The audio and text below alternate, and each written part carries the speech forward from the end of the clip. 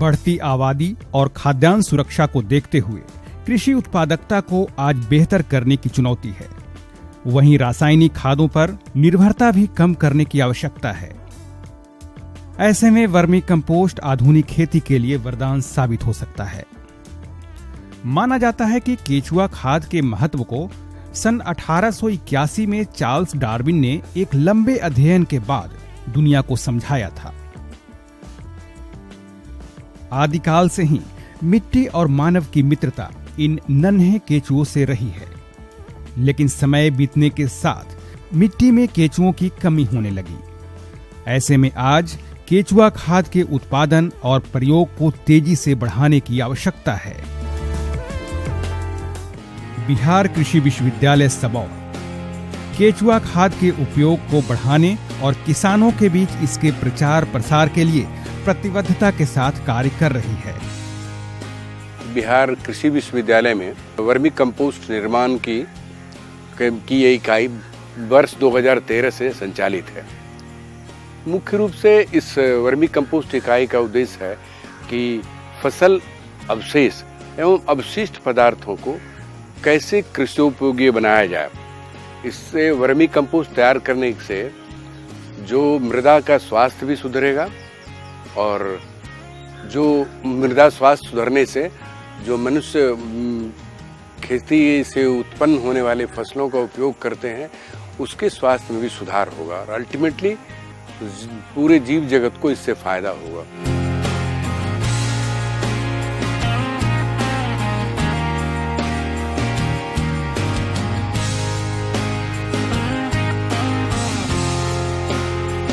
हम जहाँ पर इस समय खड़े हैं ये हमारी कमर्शियल यूनिट है और इस यूनिट को हम हमारे वैज्ञानिक डॉक्टर ए.के. झा की मदद से इसको इस्टेब्लिश किया गया था, जिसको कि आज हम लाभ में अपने इसके पैकेजिंग, ब्रांडिंग और मार्केटिंग से आज इस बिहार कृषि विश्वविद्यालय को वर्मी कंपोस्ट को खरीदने के लिए, चूँकि ये संवर्धित वर्मी कंपोस्ट है, इसकी डिमांड हम पूरी नहीं कर पाते हैं। हमारे बिहार प्रदेश के किसान इससे लाभ ले रहे हैं।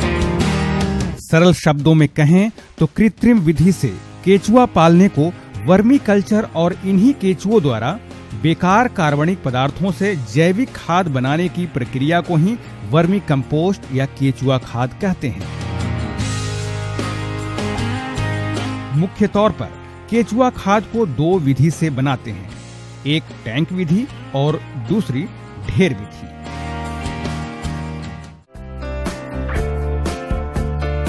केचुआ खाद बनाने की यह विधि छोटे किसानों और पशुपालन के साथ अतिरिक्त आय अर्जित करने वाले उद्यमियों के बीच सबसे प्रचलित विधि है।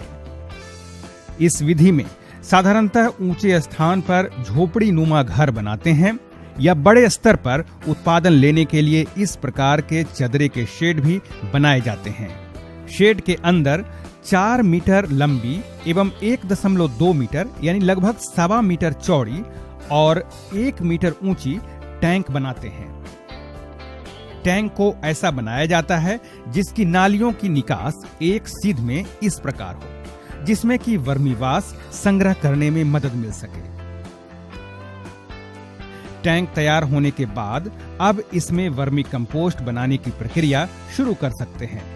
हम आपको यहाँ इनरिच्ड यानी संवर्धित वर्मी कंपोस्ट बनाने की विधि बताएंगे। सबसे पहले 60% गोबर और 40% फसल अवशेष में कई तरह के संवर्धक को मिलाकर 3 से 4 सप्ताह के लिए छोड़ देते हैं। टैंक विधि में हम 10 फीट लंबा, 3 फीट चौड़ा और 2.5 फीट गहरा हम टैंक बनाते हैं और उस टैंक में नीचे में हम कंकड़ पत्थर डालते हैं। कंकड़ पत्थर डालने के बाद उसके ऊपर 2-3 इंच हम बालू डालते हैं। उसके बाद उपजाऊ मिट्टी 2 इंच डालते हैं। उसके बाद उसे पानी से भली प्रकार हम भिगा देते हैं। भिगा देने के बाद केचुआ को डाल देते हैं। केचुआ डाल देने के बाद इसमें गोबर डाला जाता है और गोबर डाल करके जब ये लगभग 2 फीट ऊंचा हो जाता है तो उसके बाद हम उसको जो भी हमारे पास पुराना बोरा हो या फिर कह लीजिए कि आपका पुआल वगैरह हो तो पुआल से ढक देते हैं। ढक देने के बाद उसकी सिंचाई आप प्रॉपर करते रहेंगे। 21 दिन तक आप उसकी सिंचाई इस प्रकार से करते रहेंगे कि 60% नमी कम से कम उसमें निश्चित रूपेण बरकरार रहे। यहाँ ध्यान देने वाली बात यह है कि बिना संवर्धित तत्वों को मिलाए हुए भी केचुआ खाद बनाया जा सकता है। अगर जिन किसान भाइयों को ये तत्व आसानी से उपलब्ध न हो वो इसे छोड़ सकते हैं, लेकिन ज्यादा असरदार बनाने के लिए हमने इसमें संवर्धित तत्व को मिलाया है। संवर्धित वर्मी कंपोस्ट बनाने के लिए प्रति क्विंटल गोबर में 100 ग्राम पीएसबी और सुडोमोनास या एजोटोबैक्टर मिलाया जाता है। इसके अलावा आप एजोला भी मिला सकते हैं, जो कि अब यह गोबर और अन्य मिश्रण के साथ एक संवर्धित वर्मी कंपोस्ट बनने के लिए तैयार है, जो बनने के बाद साधारण वर्मी कंपोस्ट से ज्यादा असरदार होगा।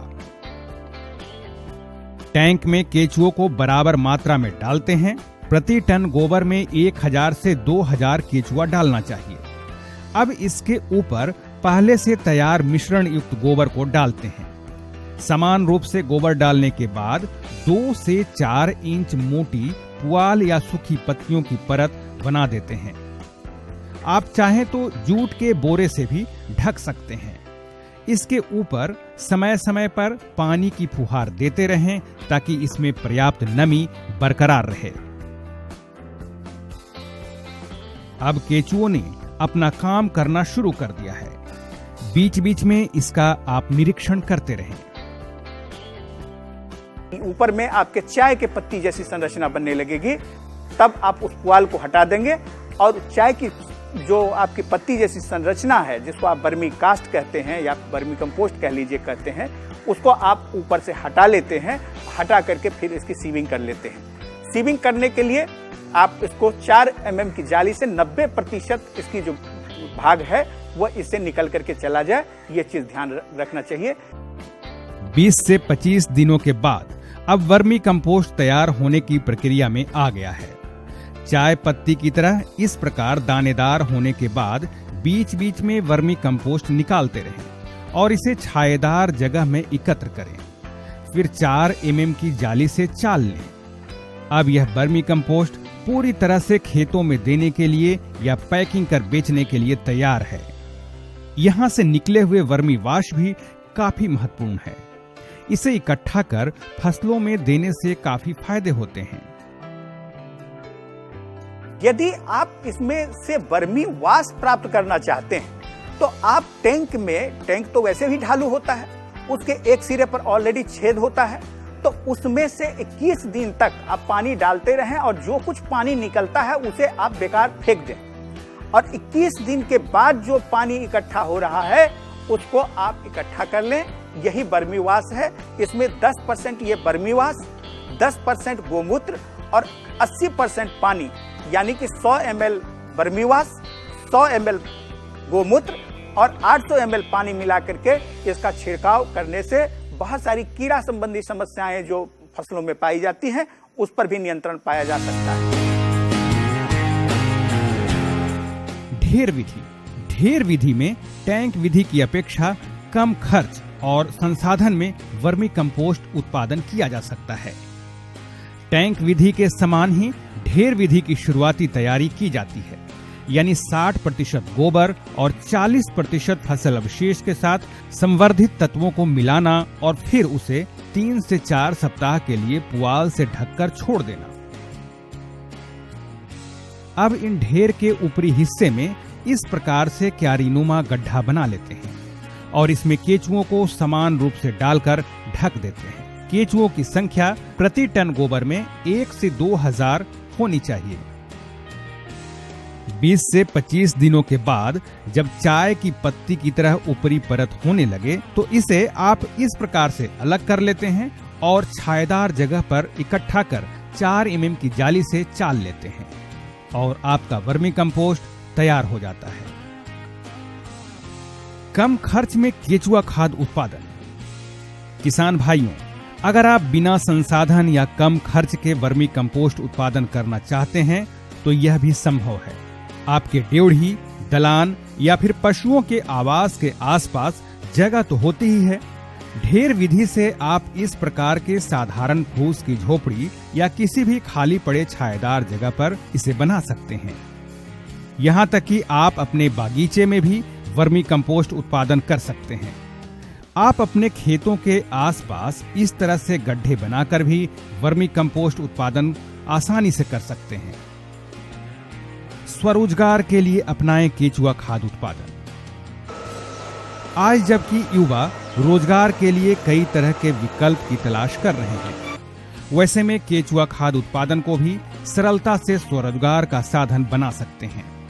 आपके पास अगर निवेश के लिए कम पैसे हों, तब भी आप खाली पड़े इस प्रकार के जगह में ढेर विधि से काफी मात्रा में केचुआ खाद उत्पादन कर सकते हैं और आसानी से अपने आसपास के इलाके में बेच सकते हैं।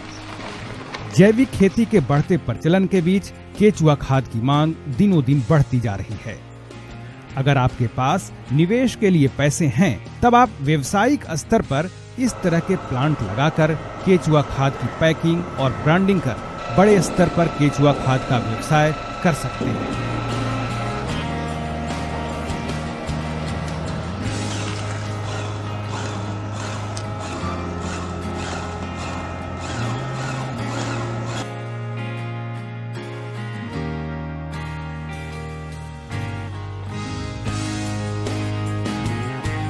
आज बड़े शहरों में और ऑनलाइन शॉपिंग प्लेटफॉर्म पर पैक्ड केचुआ खाद बेची जा रही है। आप किसी नर्सरी उद्यमी से संपर्क कर भी अपने बिजनेस को आगे बढ़ा सकते हैं।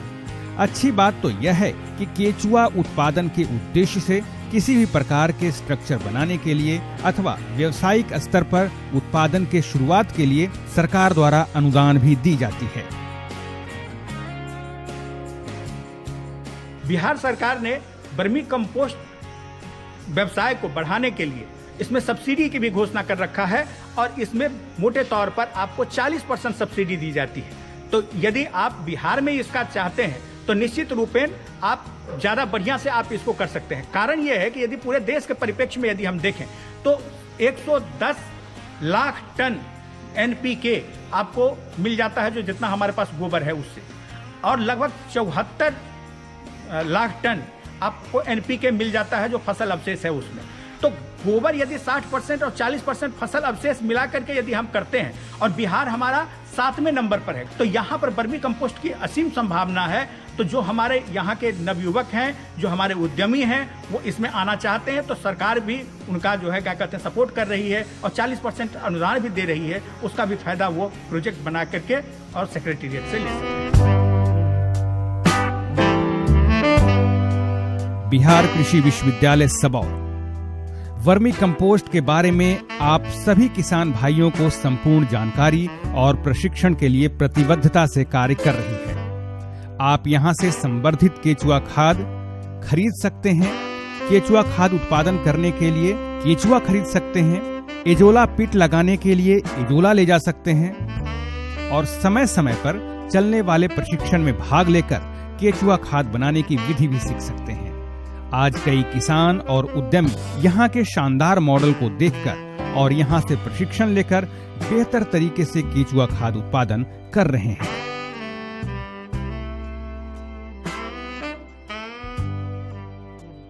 देश में हमें किसी भी रोजगार को स्थापित करने से पहले बाजार को देखते हुए, बाजार की मांग को देखते हुए हमें अपने रोजगार की स्थापना करनी चाहिए और उसके ऐसे उद्देश्य होने चाहिए कि जिससे देश को, हमारे किसान भाइयों को, हमारी धरती माँ को एक अच्छे पोषक तत्वों का भी संचार हो।